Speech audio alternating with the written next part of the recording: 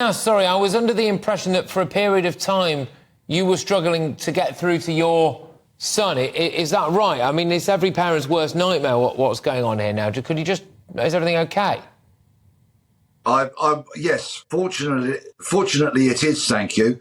And the few anxious hours that my wife and I had this morning, because our son is a student at the University of Nottingham, of course now, because he's safe and alive and well, absolutely pale into insignificance of the devastating, heartbreaking news that parents will have received today, because two students, of course, are now tragically murdered by a coward whose cowardly, senseless, pointless actions have snuffed out such beautiful young lives. And it is a day of great, great heartbreak. And I sincerely hope that the detectives working on this case can secure all the evidence so that a conviction can be secured at some point when there is a trial.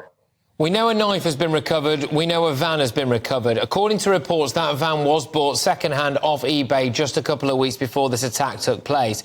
We also know that forensic teams have been raiding, along with counter-terror police, a couple of different properties. A couple of other people have been removed from those properties and were taken away in the back of a marked police van.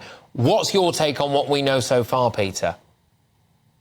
Well, this is a massive policing operation which will involve dozens upon dozens of detectives. There are multiple scenes of crimes, of course, and there may be multiple other addresses that will become of interest as the investigation progresses. And of course, there is the vehicle, there is the suspect, and every item of clothing, every square inch of that vehicle will have to be searched and examined. And of course, all these multiple scenes call upon experienced forensic experts. So it's not just detectives, it's forensic, it's firearms, it's a huge operation with a lot of complexity to it.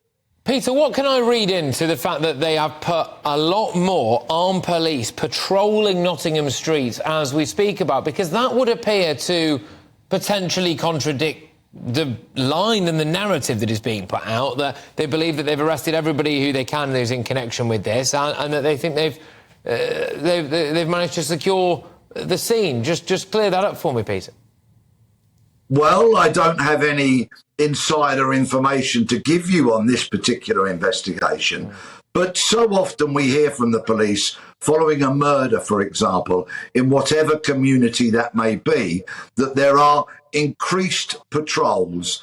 And the reason they often do this is because it gives the public confidence to get back out onto the streets once again, and it gives communities some kind of satisfaction that the police are there, they are keeping the area safe, that they will be preventing any kind of reoccurrence of these sorts of events. I don't know exactly why, but those are often common reasons for deploying lots of police officers in locations such as this. And just quickly, Peter, we understand that the individual who's been arrested has previously suffered from mental health problems, but does this have all the hallmarks of a random attack to you?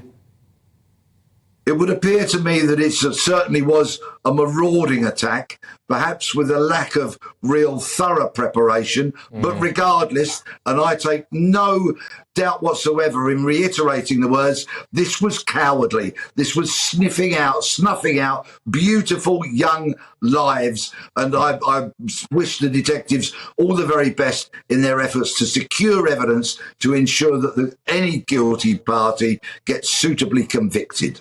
Look, Peter, thank you, and I'm very glad as well, of course, you managed to get through to your son. It is every parent's absolute worst nightmare. Peter Bleksley, thank you very, very much.